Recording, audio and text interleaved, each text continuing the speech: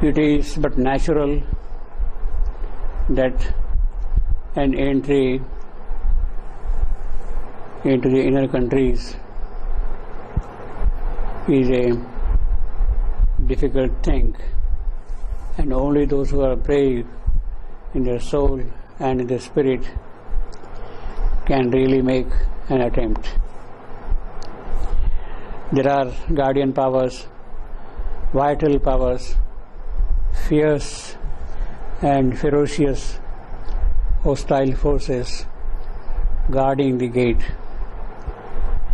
and they are there ready like hungry wolves, hungry hounds to eat upon the flesh of the entrant. Savitri is facing the situation. She has already knocked on the Yavana gate and pushed herself through, and she meets the subconscious forces of the life world ready to pounce upon her. But there is something in Savitri which guides her, which protects her at every stage. Suddenly she remembers the divine name, the name of her Lord, and there is protection immediately about her. In fact, the Gita says, at the time of the death, if a person remembers me, he has no fear. He reaches me immediately. To remember him at that crucial moment is the important thing. And Savitri, in this particular moment, is fully conscious of that thing, and therefore, and fixed her thought upon the Savior name, and therefore there is a sudden descent of peace in her soul, in her mind, in her vital. She is calm, she is unperturbed now. Well, that is all right, but finally Savitri has to cut her way through and discover her soul, which is not an easy thing for her to do also. There is now a greater danger lurking ahead of her, the danger arising out of the bodily existence of hers, and it is that danger she has to remove, dispel completely. Then only she could become successful. But now a mightier dangerous front drew near. The press of bodily mind, the inconscious brood of aimless thought and will had fallen from her. Bodily mind, the mind of the physical, standing in the way of the future discovery. And Savitri sees that thing as a mightier danger than the danger she was facing just now, or the hungry wolves waiting to swallow her. Approaching loomed a giant head of life, ungoverned by mind or soul. Life which doesn't care about mind or soul. In her full force and power and trust and dynamism, it is that she is facing. Savitri is facing this life now. Approaching loomed a giant head of life, ungoverned by mind or soul, subconscient, vast. Into the stillness of a silent self, into the whiteness of his muse space. His speed, a torrent, the speed of life, broke like a wind-lashed driven mob of waves, racing on a pale floor of summer sand. It drowned its banks, a mountain of climbing waves, waves by waves, dashing against the shore. It is that kind of impetuous force of life which is now rushing on Savitri. Enormous was his vast and passionate voice. Enormous was his vast and passionate voice. It cried to her, listening spirit as it ran, as it is rushing to the shore, it is crying to Savitri. It cried to her listening spirit as it ran, demanding God's submission to chainless force. Such is the giant head of life. It is that life which is demanding the submission of God to her. Life wants God to serve her. That is a demand. Whatever she wills, whatever she desires, whatever is her ambition, that must be fulfilled. And in that ambition comes the demand of God's submission to her, demanding God's submission to chainless force, a deaf force calling to a status dumb, 1,000 voices in a muted vast.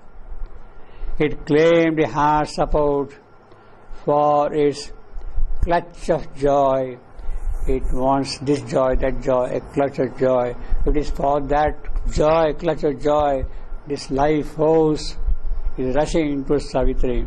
For its need to act, the witness soul's consent. For its lust of power, her neutral beings seal. Yes, come on, put on your seal on this. Come and submit to me. Give the consent. That is what this life force is demanding. A deaf force calling to a status dumb. 1,000 voices in a muted vast. It claimed a harsh support for its clutch of joy. Savitri's heart, Savitri's mind, Savitri's soul, Savitri's power of being, they must come and submit to her. It claimed a harsh support for its clutch of joy, for its need to act, the witness soul's consent, for its lust of power, her neutral beings seal. Without the consent of the witness Purusha, she cannot do anything. She has force, she has power, she has ambition, she can play havoc, but what is required is the consent of the Purusha. There has to be Anumati. He is Anumanta. He has to give the sanction. Then only she can act. And it is a sanction of the witness Purusha. She is demanding his consent, life. Yes, this is my desire. It must happen. And you must give me the consent. You must sign on this piece of paper which I have written for my action. That is a demand. For its lust of power, her neutral beings seal. Into the wideness of her watching cell, it brought a grandiose gust of the breath of life. Even big breath of life it is bringing into operation. Its torrent carried worlds, hopes and fears. All lives, all natures dissatisfied, hungry cry. Nature's cry for this, for that, whatever it is. Has 1,000 demands for fulfillment of nature are there, but it is bringing all those things into operation. all lives, all natures dissatisfied, hungry cry, and longing, all eternity cannot fill. That is their ambition. That is the scope of a demand. It called to the mountain secrecies of the soul, and the miracle of the never-dying fire.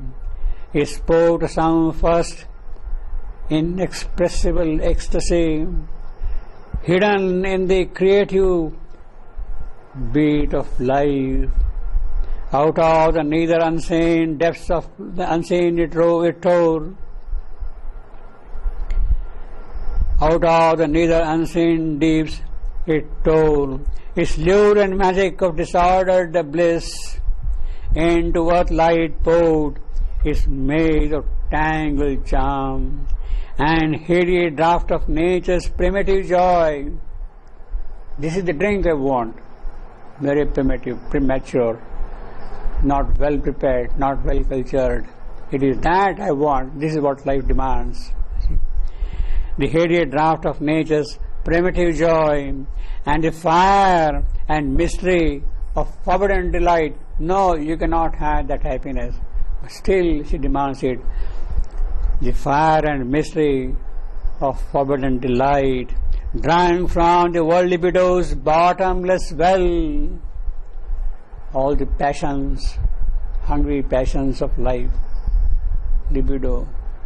Psychoanalysts would call it sexual impulses and desires. They're all there buried and they're demanding something from life. Drawing from the world libido's bottomless well and honey sweet poison wine. The wine is a poison. It is sweet like honey. The honey sweet poison wine of lust and death, greed, lust, jealousy. They're all there and they are drinking that wine. Mada, moha, lobha, all those things are there demanding their share. And the honey sweet poison wine of lust and death, but dreamed a vintage of glory of life's gods, the fresh product of wine, fresh from the farmland, from the vineyard. It is that, what is that? Glory of life's gods. It is that glory also she is demanding. And felt as celestial raptures, golden sting. Yes, in that wine, in that drink, is the rapture of heaven itself. That is what this life is demanding.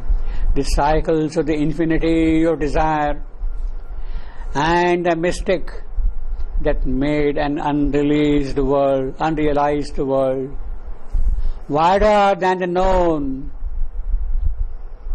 and closer than the unknown. Wider than the known. Yes, this is this world.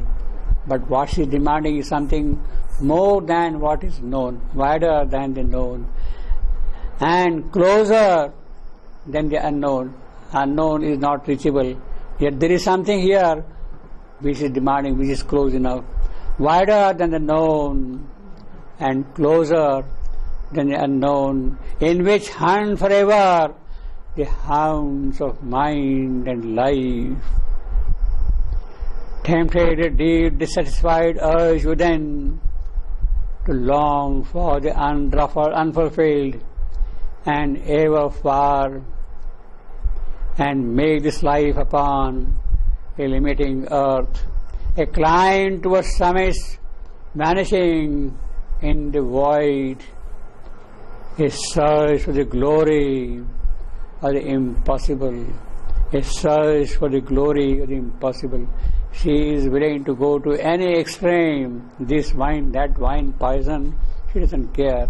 Her aim is search for the glory of the impossible. She wants to achieve something in life. And that is the power, that is the puissance, that is the capacity of the life force to execute something and gain something and establish something in this creation. That is the giant head of life which Savitri is now meeting. It dreamed of that which never has been known. The giant head is dreaming of that which was never known. Could it be legs? Could it be that? She is thinking of all those things. It grasped at that which never has been won. It chased into an Elysian memory. The charm that flew from the heart soon lost the delight. It dared the foes that slays, the joys that hurt, the foe that slays. It's not afraid of that, it dares that. This life dares that. The joys that hurt, the joy may be very painful. She is not worried about that. She is indifferent to that. Yes, I want to have that joy. If it is going to give me pain, so what? Let me have that joy. That is what she wants. The joys that hurt, the image shape of unaccomplished things. You can imagine certain things. You can make a figure of it, and you want those things. The image shape of unaccomplished thing, and summons to a Circean transmuting dance, and passion's tendency as a course of love, and the wild beasts ramp and roam with beauty and life. Now this is of course a reference to Circe, whom Odysseus meets in one of his voyages, and how she casts herself on him and holds him back further. That is the power of this life force.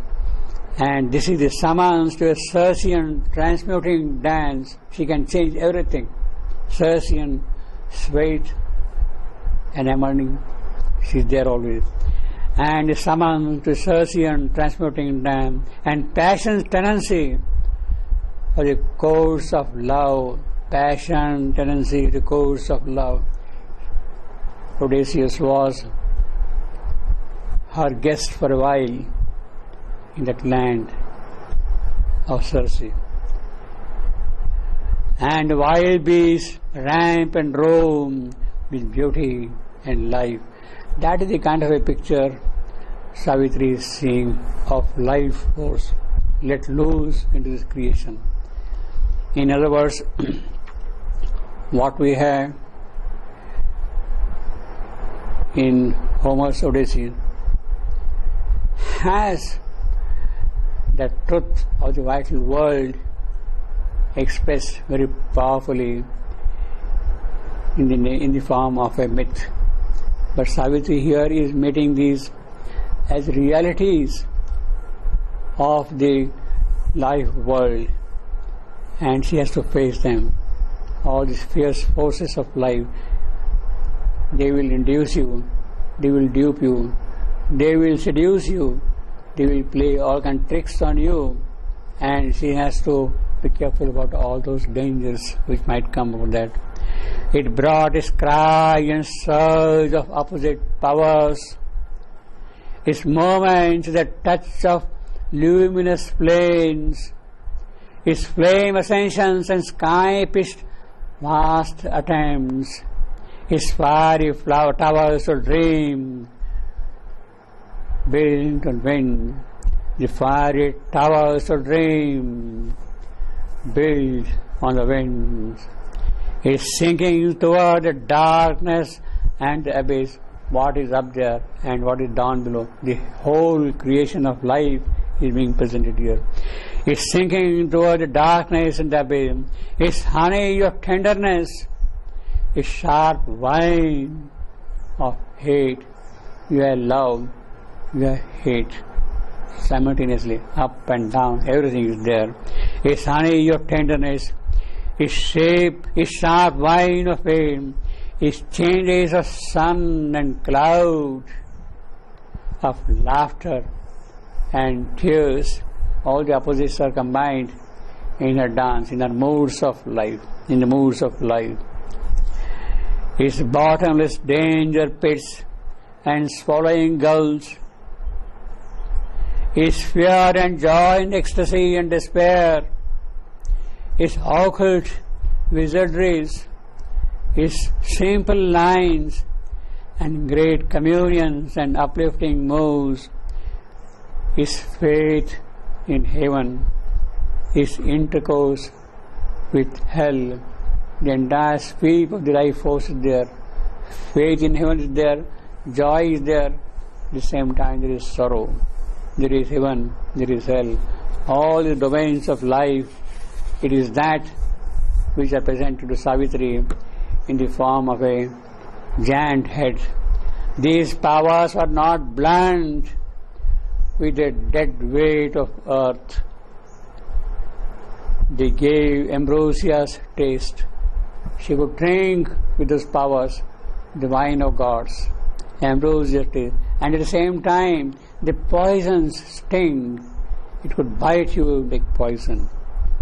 Both these things were simultaneously present in their condition. There was an azure in the gaze of life. Yes, life is looking for something. There was an azure in the gaze of life. That's how heaven blew in the grey air of night, even in the big night. What does this life see? The possibility of a blue sky, of heaven. That's how heaven blew in the grey air of night. The impulses Godward soared on passion's wings. So that thing is also there in the force of life. Mind's quick-paced thoughts floated from their high necks. Like maruts, they are moving around in the sky. Mind's quick-paced thoughts floated from their high necks, a glowing splendor of an irised mane, a parure of pure intuition's light. Its flame foot gallop they could imitate. It is moving like a horse, flaming horse, galloping on the roads. It is that its powers could imitate. Its flame foot gallop they could imitate. Mind's voice is mimicked. Inspiration's stress, its ecstacy of infallibility, its speed and lightning heavenly of the gods. This is what mind's horses' imaginations could do. A transient blade that showed the nests of doubt. If there is a doubt, yes, it is even that is cut off. It showed a discernment, seemed almost divine. Discernment was there before the intuition comes. There is discernment.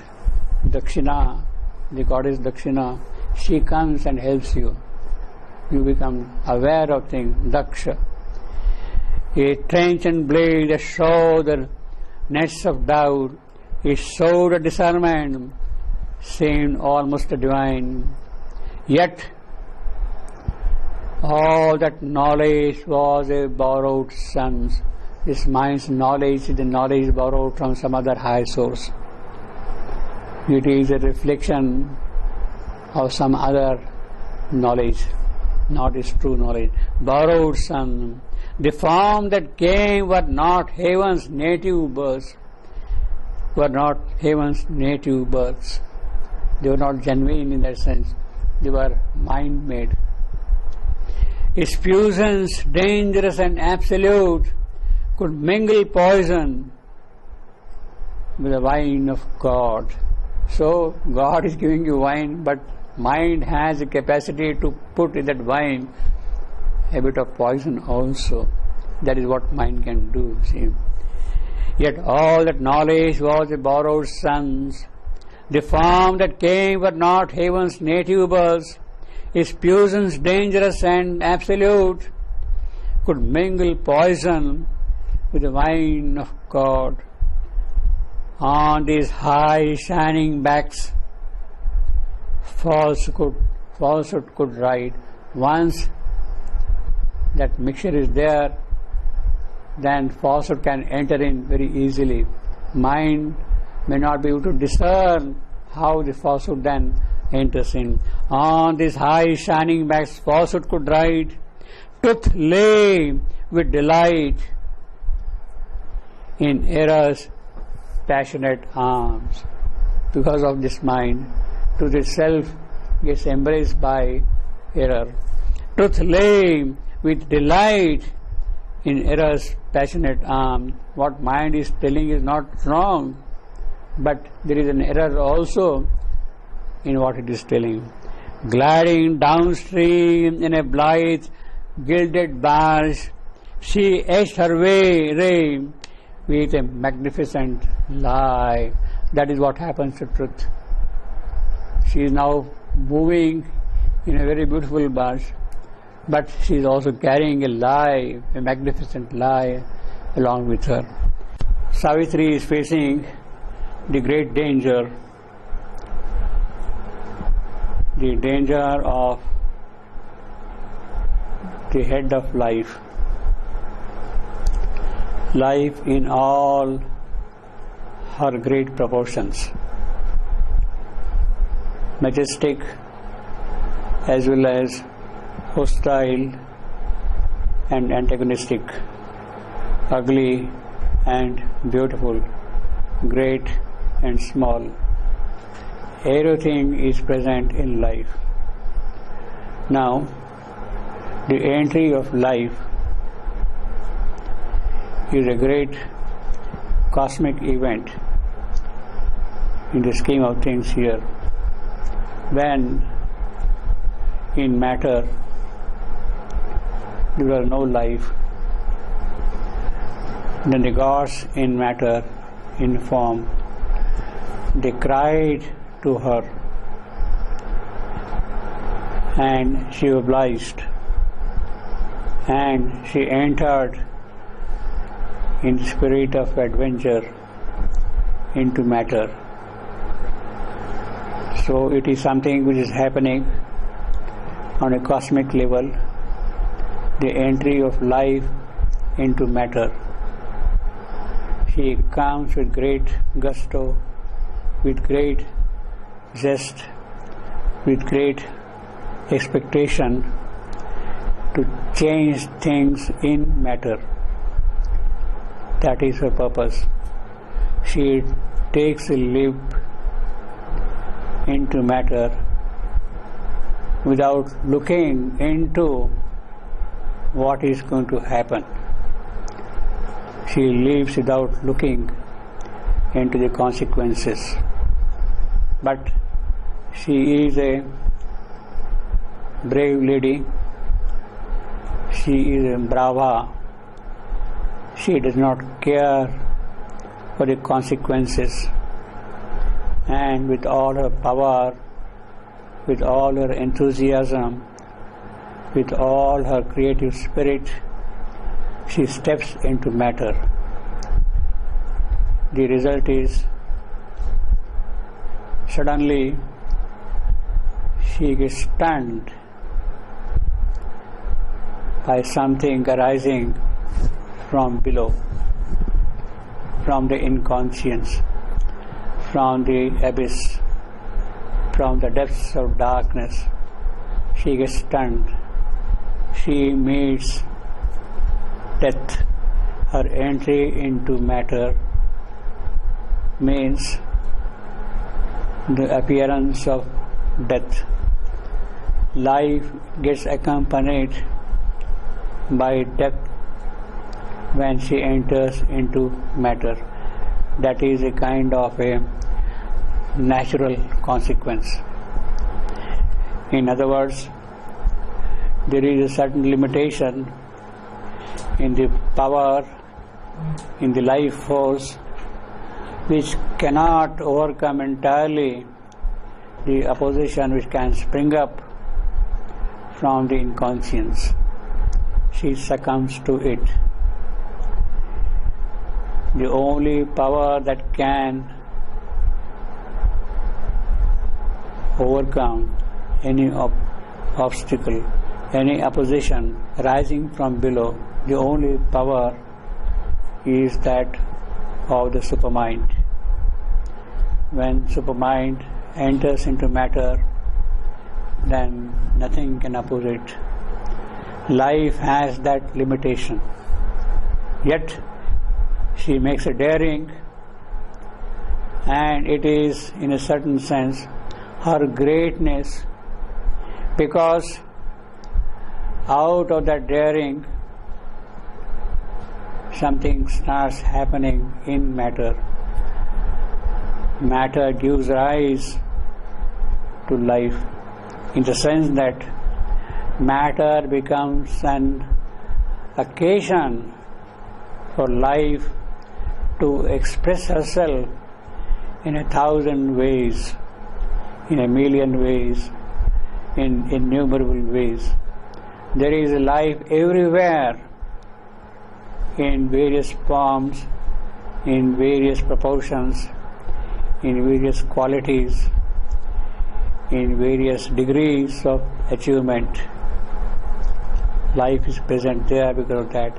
Now, only because this has happened as a result of, one might say, sacrifice of life by entering into matter, that now the higher powers can enter in it. Mind can enter, supermind can enter. Had supermind entered directly into matter, then it would have simply got crushed. It would have simply got crushed. The purpose of manifestation could not be served. In other words, matter has to be gradually built up to superior degrees. Life in matter becoming an occasion for mind entering into life which is in matter, preparing matter, the material ways, for a yet higher power to enter in. Otherwise, matter would have got simply crushed, would have disappeared totally if supermind had descended directly into matter. That is a part of wisdom, and therefore these stages are important. Life becomes prana, and she becomes the leader of life here in matter, in padartha, kosha. Prana becomes the leader. Manomaya Purusha enters in, Pranamaya Purusha enters in, and the evolution is that way, gradually built up, preparing a better and better support in matter for the supermind to descend. So that is the cosmic dimension of the entry of life. And what Savitri is now seeing is actually the giant head of life present here in the cosmos in all her gigantic proportions, great as well as ugly. Everything is present in life. In that sense, what Savitri was seeing earlier, the hungry wolves waiting for her flesh, was a smaller danger, and she could easily overcome that danger with the power of the Savior name. That was her immediate recognition of the power of Savior name. But here is now something on a much higher proportion. Life in a full magnitude is what is present into Savitri when she is entering into the inner countries.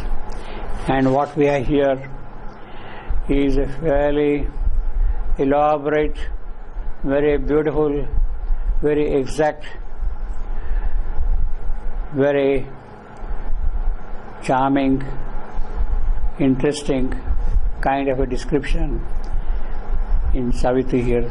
Into the wideness of her watching self, it brought a grandiose gust of the breath of life.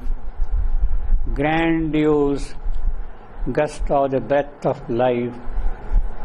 It started breathing life into material scene. Its torrent carried the world's hopes and fears. The way the life is rushing into matter, it is carrying both hope and fear. Hope for something to happen. Fear because something can always spring up from below and spoil the game. Its torrent carried the world's hopes and fears.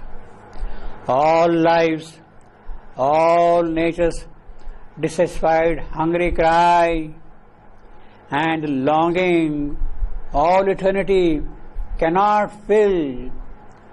That is the beauty of life's entry.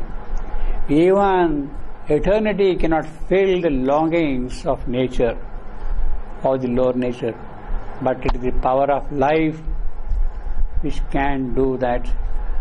Although at the moment it is accompanied by hope and fear, both the aspects are there. All lives, all natures, dissatisfied, hungry cry, and the longing, all eternity cannot fill. It called the mountain secrecy of the soul. Mountain secrecies of the soul. What are these mountain secrecies of the soul? Something which is high, lofty, noble, exalted, but hidden from our sight. Those possibilities, those potentialities of the soul, it is that which can be brought down here. And life is calling them. Yes, here are the possibilities of the soul, and life is desiring them to come down here, to manifest them here, to express themselves here. That is her greatness. And the longing all eternity cannot fill. It called the mountain secrecies of the soul and the miracle of the never-dying fire. Never-dying fire. There is the Agni burning constantly deep in our soul. And it is Agni who can do the transformative act. Agni is the builder of the forms, and it is he who can shape things, and if he does it, then even the physical can get transformed. In fact, that is the necessary condition. It is the work of Agni to transform the physical, to establish Agni in the physical, in the very cells of the body. That is the great tapasya. That is the great yogic pursuit. That is the thing which the mother was doing in her yoga of the cellular transformation, to establish the will of the Supreme in the cells of the body. When the will of the Supreme is established in the cells of the body, then they open out to its power, and then the real work of physical transformation can begin. Agni, that is the divine will, and the mother was establishing Agni in her physical. Well, the Vedic phrase says it very distinctly, very beautifully, very pointedly. with a yogic charge in it, that our body is an unbaked vessel,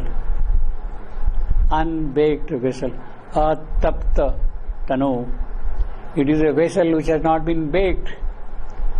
In other words, our body has not entered into the yogic fire, that it can become tapta, that it can become baked. Only when the vessel is baked properly, it can retain its form.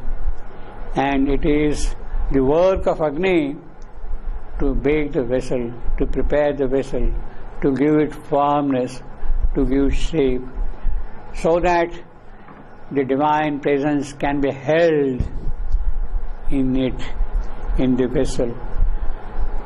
Now, it is that will, it is that Agni which has to get established in the physical.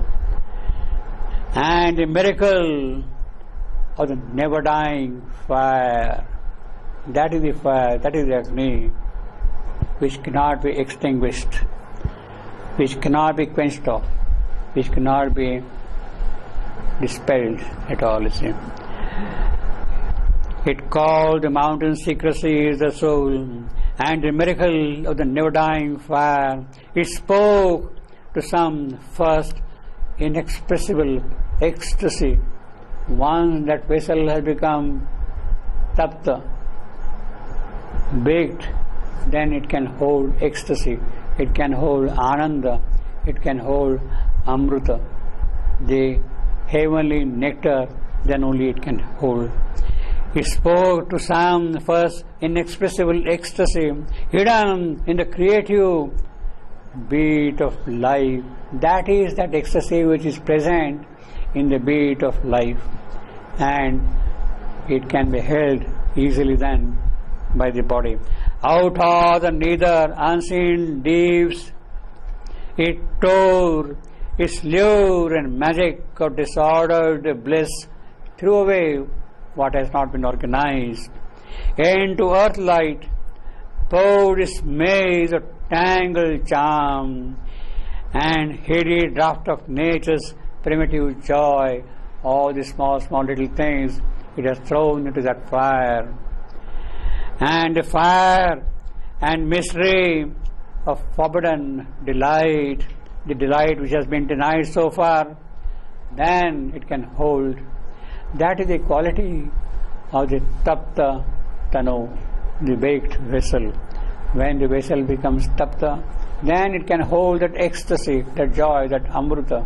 Without properly baking the vessel, you cannot hold in it the divine joy. The joy cannot be contained in it. If at all it is brought down into that, it will crack, it will get crushed, it will get broken into small pieces. Tanu will become fragments. If it is brought down, that amruta, if it is brought down into that vessel, it will crack. Therefore, it is that fire which has to be kindled in the physical. Into earth light poured its maze of tangled charm, and hid a draught of nature's primitive joy, and a fire and mystery of forbidden delight. Forbidden because it cannot hold. Luckily it cannot do that, otherwise the vessel will get crushed. The purpose will not be served. Drunk from the world libido's bottomless well. That is the quality of life. It can bring that ecstasy. It can also drink the ugly fluid rising from below. Passions, lust, greed, all these vital elements which are present there in the form of a liquid, so to say, they will rush up and they can spoil the whole thing.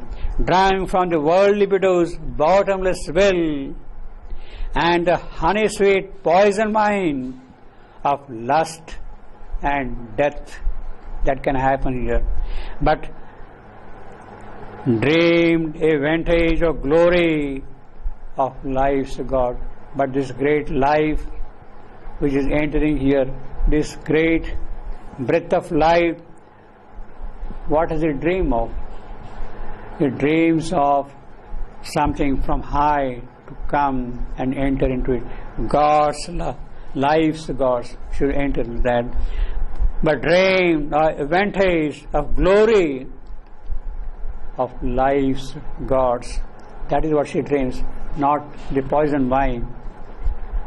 And felt the celestial raptures, golden sting, then only it can hold that joy when the fire is properly kindled. Well, that is the expectation of this breath of life. It sees both the aspects of opposition, something rising from below, and something trying to descend into this form, into this shape, into this mold, into this vessel, into this tanu. When that tanu is ready, and if it can hold it, then the purpose of life will be served. Life will be happy. That the reason for which she had entered into matter is fulfilled, and that is her greatness. So last time we were seeing the entry of life in the material scene. Life becomes the leader of the evolution at this particular stage. Prana Sharira Neta. That is what life becomes. Prana Sharira Neta. She is the leader of matter in matter, carrying it forward. Later will be the entry of mind, and in that case it will be Mana Prana Sharira Neta. It is the entry of Manomaya Purusha which will take the evolution forward. Beyond that, of course, will be the entry of the Vijnanamaya, leading the evolution still further. Vijnanamaya, Manomaya, Pranamaya, in the physical, in matter. That is the basis of evolution. So the first, the act of daring which we see here is an act of life. She is really a great lady, leaping straight into the darkness of matter and ready to suffer its consequences. Had that not happened, matter would not have been prepared for further possibilities. Mind could not come, supermind would not come until then. So she is there now to sacrifice herself and prepare the basis in matter for the evolutionary growth. This is what Savitri is seeing in her consciousness. She has entered into the cosmic inner, and the first thing which she says is the giant figure of life. The giant figure of life with all her greatnesses and also the limitations which come because of the state into which she is entering. What for does she enter into matter? It is a search for the glory of the impossible.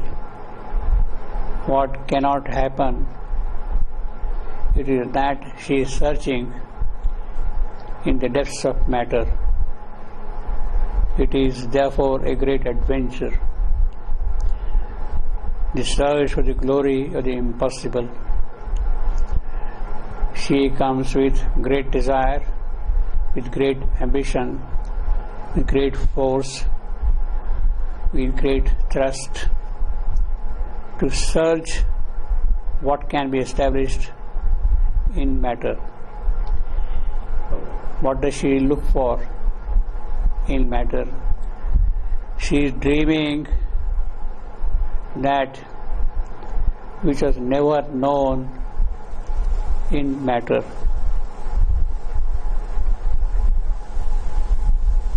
What does she look for? She is looking for something which is wider than the known and closer than the unknown. Wider than the known, whatever is in the immediate view,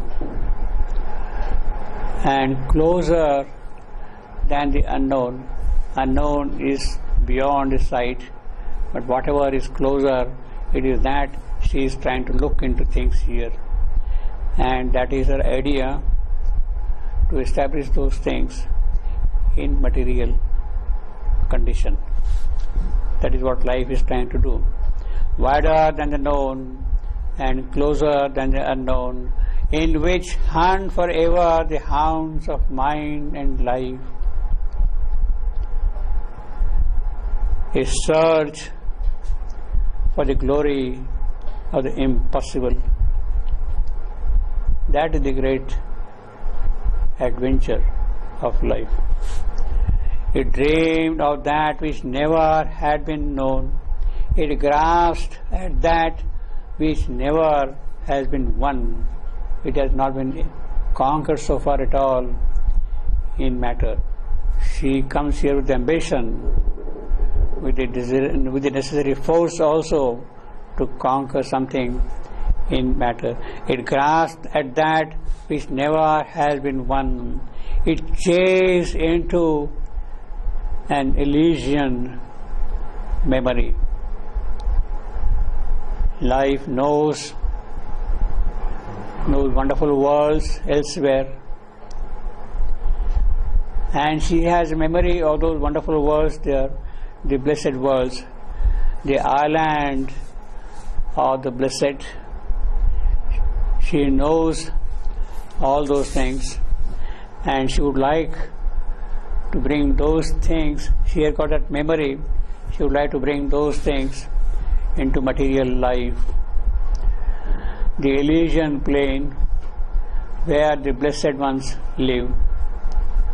They are always happy there, always contented there. There are no sorrow there.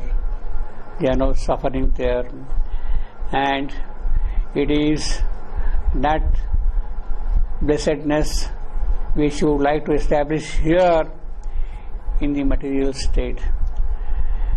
It chased into an Elysian memory the charms that flee from the heart's soon lost delight. When you are here, the delight is lost, but she would like to bring those charms here and establish them here in the material condition. That is the search of life in matter, to establish those beautiful things, those happy things, those blessed things in matter. And if that happens, then her purpose will be served. That is one aspect of the entry of life. But she has to do that thing again in the condition of the hostility which is always there against her work. The charm that flee from the heart soon lost a delight.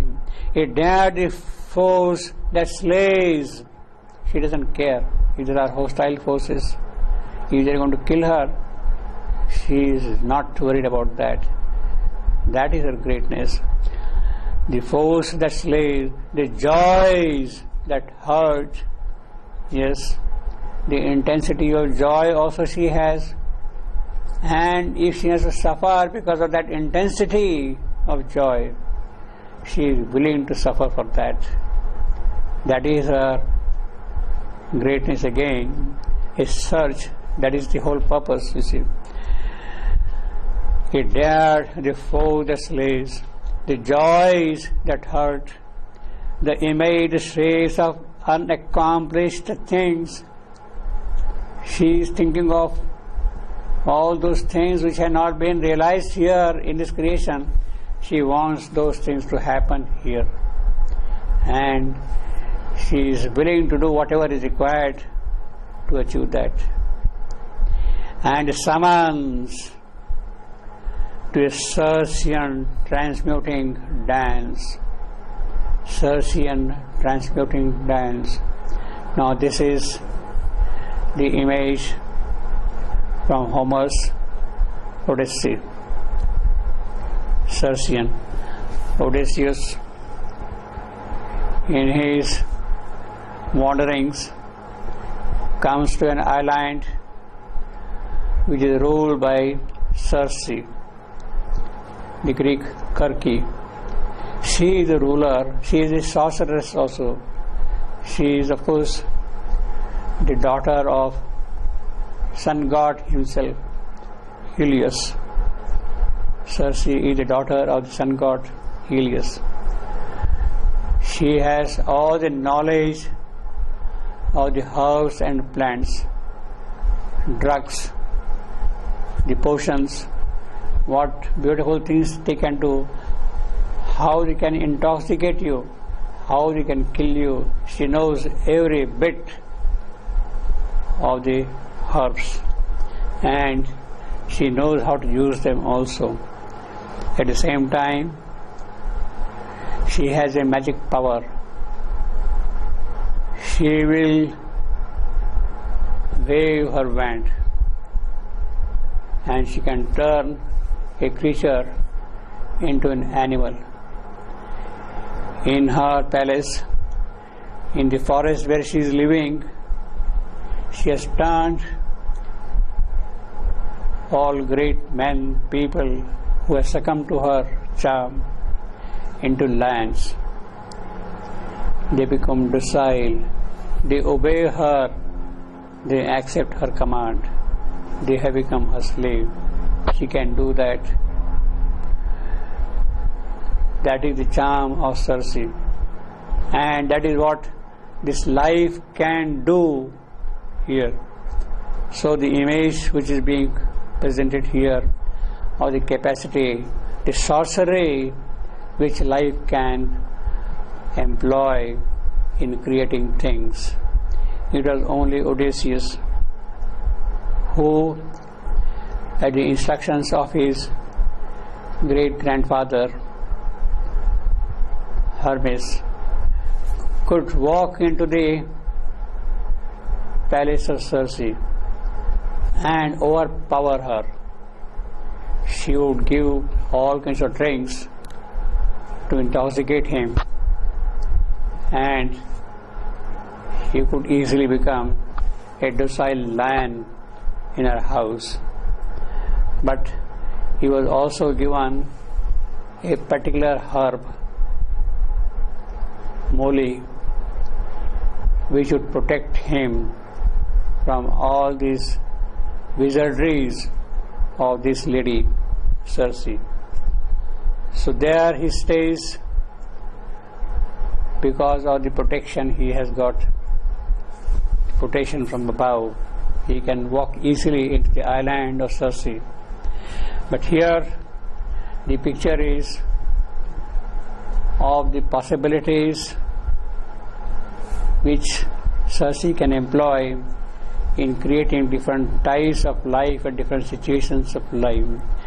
The image says of unaccomplished things, she can do that, and summons the Circean transmuting dance. Life can transmute in its own joy, anything to anything like that. And wild beasts ram and roam with beauty and life. That is what can happen when the life force is abroad, is in full sway, is working in all its power. You see. It brought its cry and surge of opposite powers while all these great things are happening. In response to that, as if the opposite powers also rush in to spoil the thing, to change things. Its moments of the touch of luminous planes, while great things from higher ones can come, from bright worlds can come. Its flame ascensions and sky-pitched vast attempts, its fiery towers of dream built on the winds. Towers built on the winds. Well, she can do that. It's sinking toward the darkness and the abyss. While lofty things are there, at the same time it can plunge into the darkness. Straightway like that. Its fiery towers of dream built in the winds. Its sinking towards the darkness and the abyss.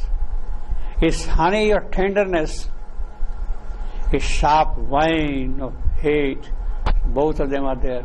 Love and jealousy. Simultaneously she can create all the situations there. That is the power of life. That is the force of life in matter. The honey of tenderness, its sharp wine of hate, its changes of sun and cloud, of laughter and tears. One moment you start laughing, smiling. At the moment there is anguish and tears and suffering. All those things are possible with the entry of life here. His changes of sun and cloud, of laughter and tears. His bottomless danger pits, the lowest abyss you can go into that thing. They are also present in life.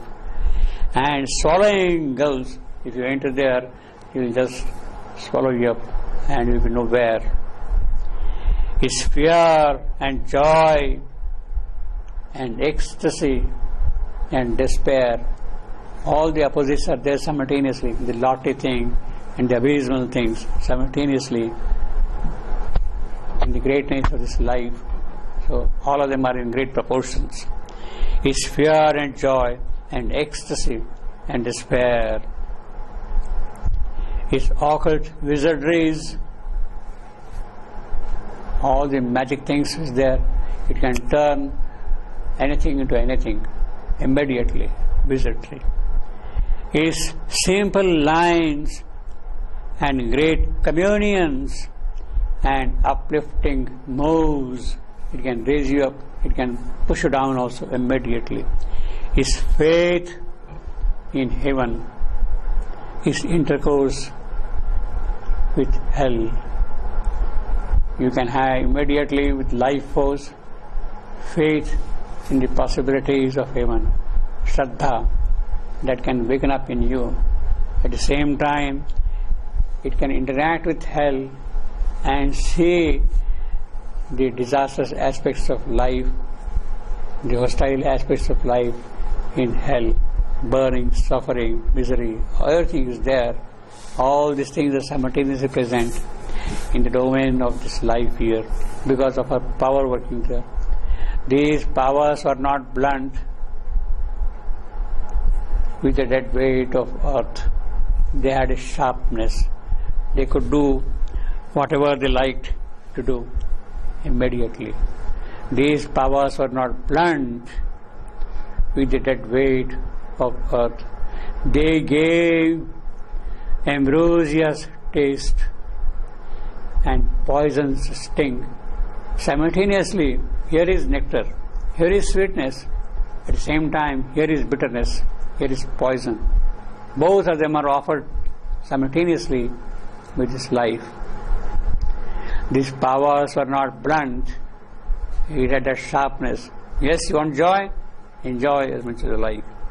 But at the same time, there is as much suffering, as much pain, as much anguish. Sting is there, something biting you straight away, and you wail. There was an azure in the gaze of life This life figure is looking into Savitri's eyes.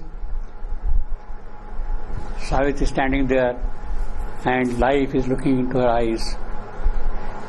There is something which is sort of intimate, something life is trying to do, is desiring, wishing to happen when she sees Savitri. There was an azure in the gaze of life that saw heaven. That is what life is seeing. Saw heaven in the grey air of night, all around, in the darkness of the night, in the greyness of the night. Even in that greyness of the night, she is keen, she is enthusiastic, she is eager, she has zeal to see heaven there. When Savitri is looking, when she is looking into the eyes of Savitri, she sees that the impulses Godward soared on passion's wings. That is what happens. Yes, you can climb up towards God. Impulses Godward soared on passion's wings. That is the azure of life. There is gloom, there is darkness. In spite of that, life has something in her eyes, looking for something beautiful, high, noble, majestic up there, and she wants that thing to happen here. Will that happen? That is the question. But Savitri is there, and life, when she looks into the eyes of Savitri, sees that. But at the same time, the other aspect of life is also present.